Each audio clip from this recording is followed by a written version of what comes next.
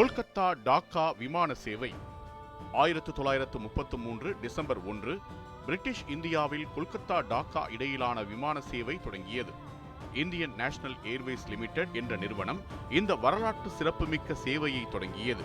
1933ஆம் ஆண்டில் தொழிலதிபர் REM பூட்சால் மற்றும் டாடா சன்ஸ் லிமிடெடுடன் இணைந்து JRD டாடா போன்ற தொலைநோக்கு தலைவர்களின் பங்களிப்புடன் இந்தியன் நேஷனல் ஏர்வேஸ் லிமிடெட் தொடங்கப்பட்டது. இந்தியாவின் பார்சல் மற்றும் பயணிகள் போக்குவரத்திற்காக நிறுவப்பட்ட இந்த நிறுவனம் பிரிட்டிஷ் இந்தியாவின் நிர்வாக மற்றும் வணிக மையங்களை இணைக்கும் முயற்சியில் ஈடுபட்டது. வடமேற்கில் கராச்சி மற்றும் டெல்லிக்கு இடையேயான தினசரி விமான சேவை INA-வின் முதல் முக்கிய வழித்தடங்களில் ஒன்றாக இருந்தது. கொல்கத்தா டாக்கா இணைப்பு சேவை இதன் கிழக்கு பிராந்தியத்தின் முதல் முக்கிய விரிவாக இருந்தது.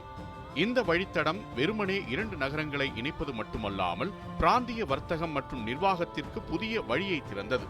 கொல்கத்தா பிரிட்டிஷ் இந்தியாவின் மிகப்பெரிய வர்த்தக துறைமுகமாகவும் கிழக்கு இந்தியாவின் நிர்வாக தலைநகரமாகவும் விளங்கியது.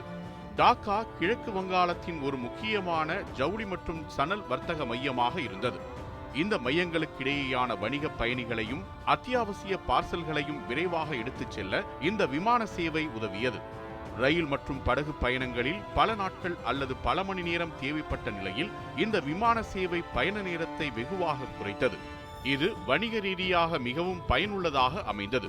இந்த பயணத்தை மேற்கொண்டவர்கள் பெரும்பாலும் பிரிட்டிஷ் இந்திய அரசின் உயர் அதிகாரிகள், ஐரோப்பிய வணிகர்கள் மற்றும் பெரும் செல்வந்தர்களாக இருந்தனர். அதிக மதிப்புள்ள வணிக தபால்களை அனுப்பும் நிறுவனங்களும் இந்த சேவையை பயன்படுத்தின.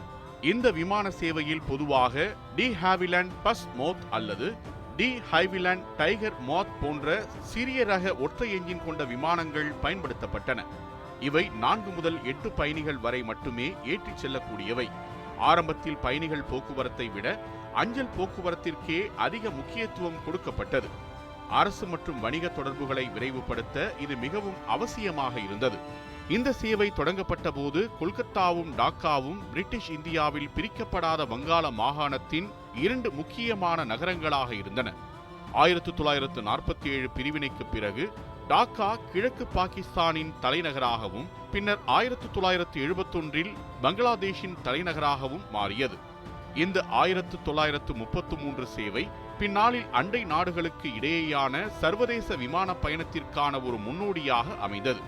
1933இல் கொல்கத்தா மற்றும் டாக்காவுக்கு இடையேயான விமான போக்குவரத்து தொடங்கப்பட்ட இந்த நிகழ்வு இந்திய துணைக்கண்டத்தில் நவீன விமான போக்குவரத்தின் வளர்ச்சிக்கு அடித்தளமிட்ட நிகழ்வாக வரலாற்றில் பதிவானது.